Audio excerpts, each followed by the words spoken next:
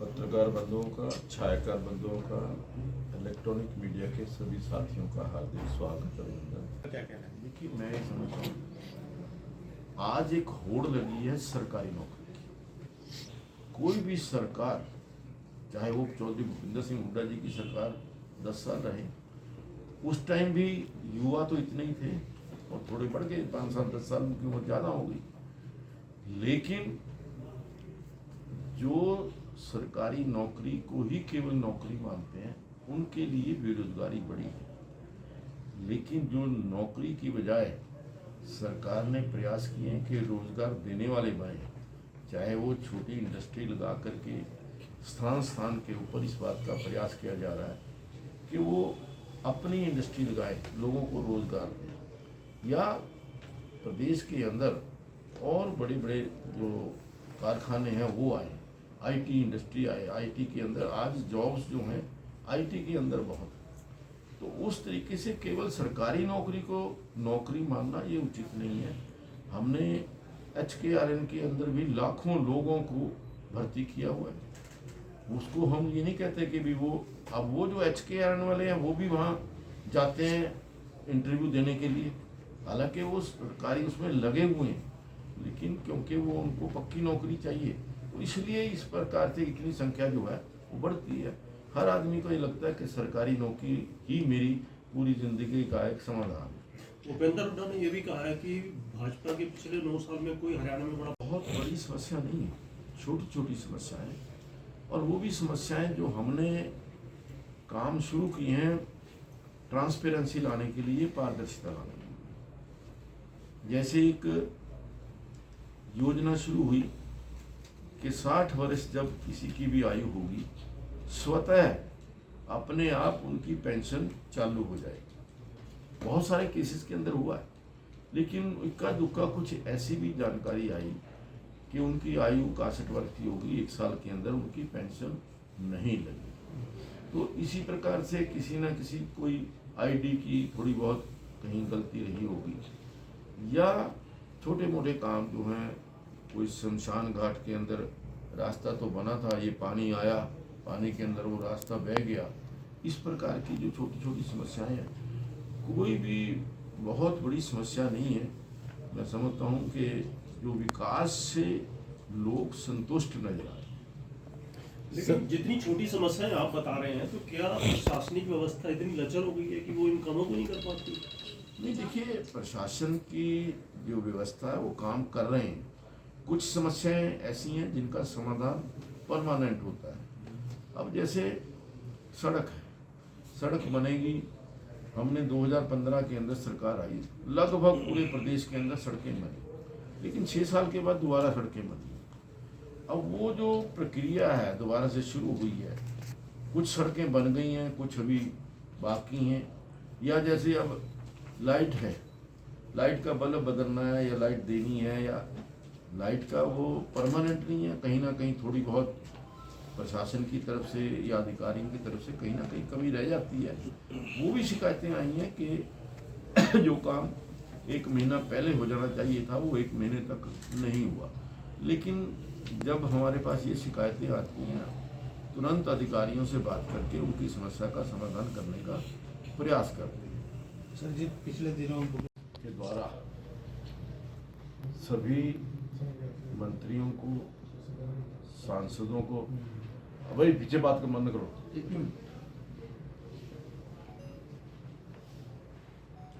सभी मंत्रियों को, सांसदों को और अब सभी विधायकों को भी ये कहा है कि जनता से सीधा संपर्क, जनता के बीच में बैठ कर के उनसे उनकी समस्याओं की जानकारी और उनका जल्द से जल्द समाधान हो, इस प्रकार का प्रयास पूरे हरियाणा प्रदेश के अंदर शुरू किया। और 16,000 जो गांव हैं पूरे हरियाणा के, उनमें से 6,000 गांवों के अंदर संपर्क ऑलरेडी हो चुका है। इसकी गति को और तेज करने के लिए दीपावली के बाद और विशेष प्रयास होंगे। मकसद एक ही है कि जन समस्याओं का समाधान जल्दी से जल्दी हो। तो उसी दृष्टि से मेरे जिम्मे भी 3 विधानसभाएं, आज मैं तीसरी विधानसभा के अंदर हूँ। पहले अम्बाला शहर की विधानसभा थी, कल नारायणगढ़ विधानसभा थी और आज जगाधरी की अंदर। इसके बाद जो भी जिम्मेवारी जिस विधानसभा की होगी, जैसे एक मुलाना की और आगे तय हुई है, तो ये हर विधानसभा के अंदर कम से कम 5 गांवों के अंदर जाकर के वहाँ की समस्याएं सुनना, उनको नोट करना और वो मुख्यमंत्री जी तक पहुंचाना। मुख्यमंत्री जी ने एक बहुत बड़ा सिस्टम अपने कार्यालय के अंदर बनाया है, जो सारी शिकायतें हैं तुरंत वो पोर्टल पर जाकर के विभाग अनुसार, क्षेत्र अनुसार, उसके अनुसार उनके समाधान की योजना बनी। विकास की दृष्टि से हमने काम किए हैं, वो विकास जमीन पर नजर आता है। उसके अंदर जो नौकरियों की बात करें, एम्प्लॉयमेंट की बात करें, हुड्डा जी ने 10 साल के अंदर 73,000 या 74,000 नौकरियां दी थी, सरकारी नौकरी जो।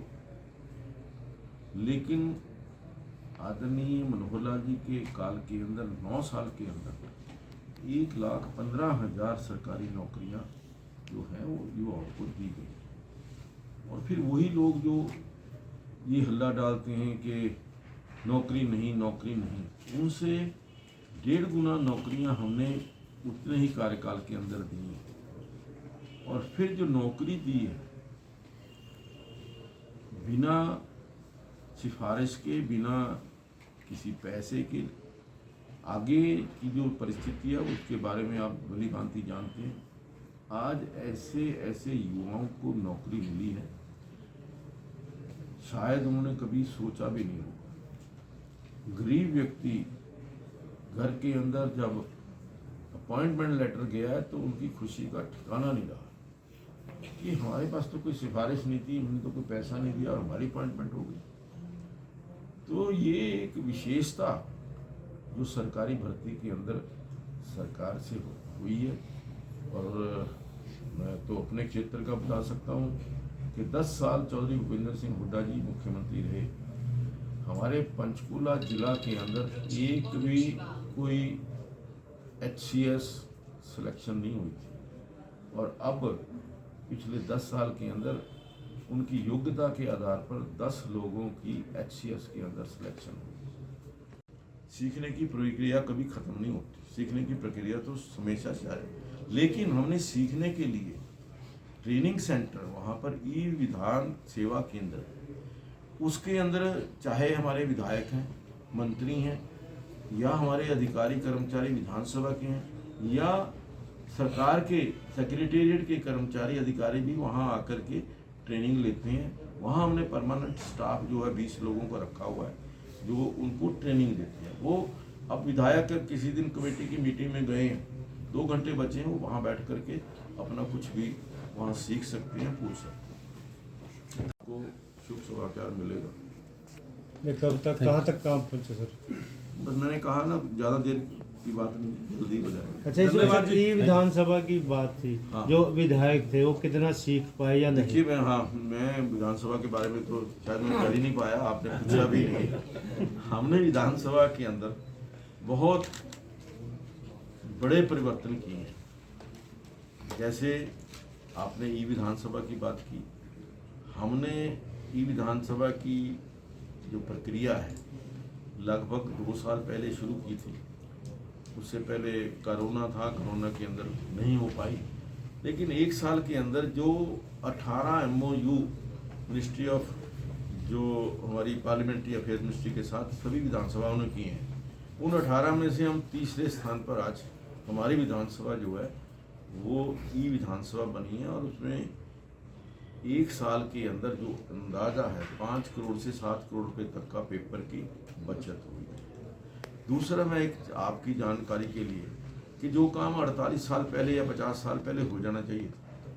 क्या कि हमारा हरियाणा और पंजाब 1966 में बन गया, लेकिन आज तक अभी तक जब मैंने अध्यक्ष की जिम्मेवारी मुझे मिली, सारे का सारा कानून जो थे वो पंजाब के लागू होते थे। Punjab municipal act, Punjab sales tax act या जितने भी एक्ट थे, हमने उसको बदल के हरियाणा एक्ट्स के अंदर पूरे के पूरे रूल्स बदले, पूरे के पूरे एक्ट को बदल करके आज Haryana is being govern by the Haryana act, not by Punjab act. ये एक बहुत बड़ी एक अब दूसरा, अब विधानसभा के अंदर अक्सर